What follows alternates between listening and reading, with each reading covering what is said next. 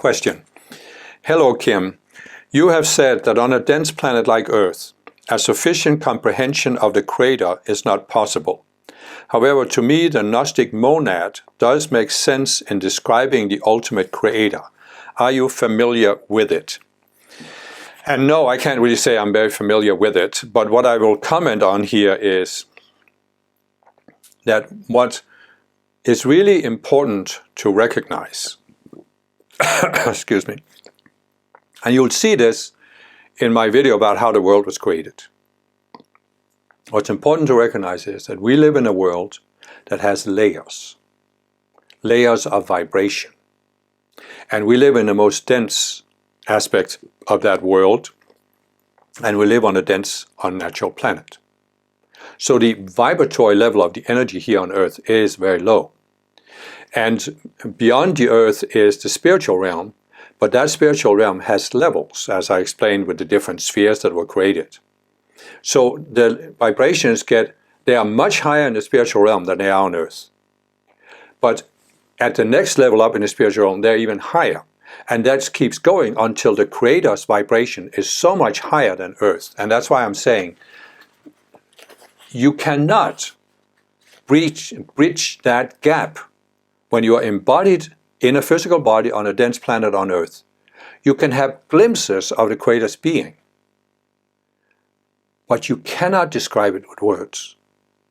It doesn't matter whether it's the Gnostic Monad or the Yahweh of the Old Testament, or even what I call the Creator, the Ascended Masters.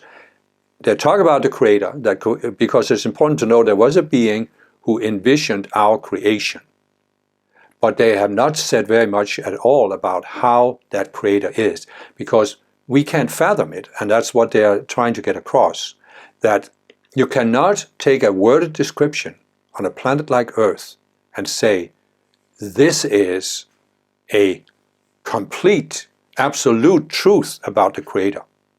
That's what's important to grasp. And that's why I don't want to comment on the specifics of the Gnostic Monad or any other image of God, because they're all images of God.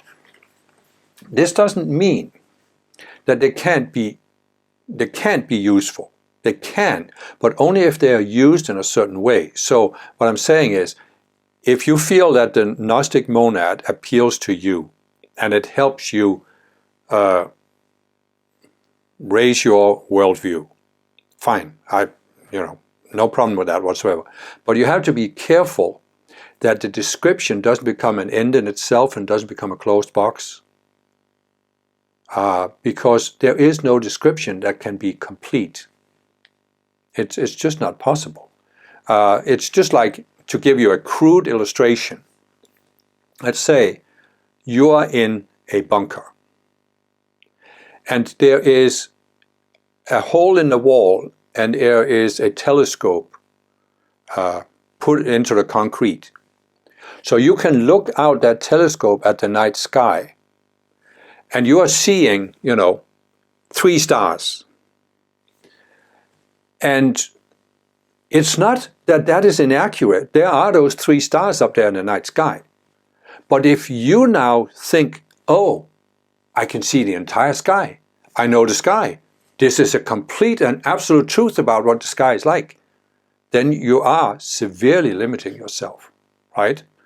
So that's really the only point about that we need to really grasp about the Creator. We can strive to have direct experience.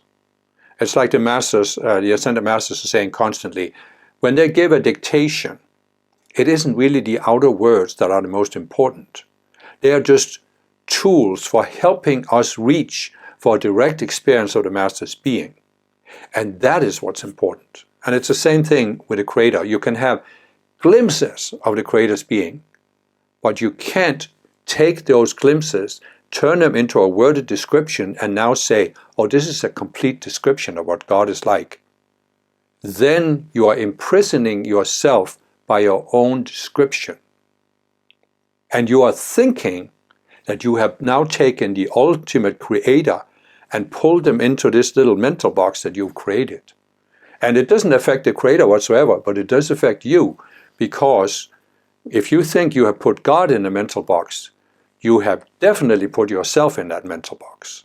And you are never going to get out of it until you let God out.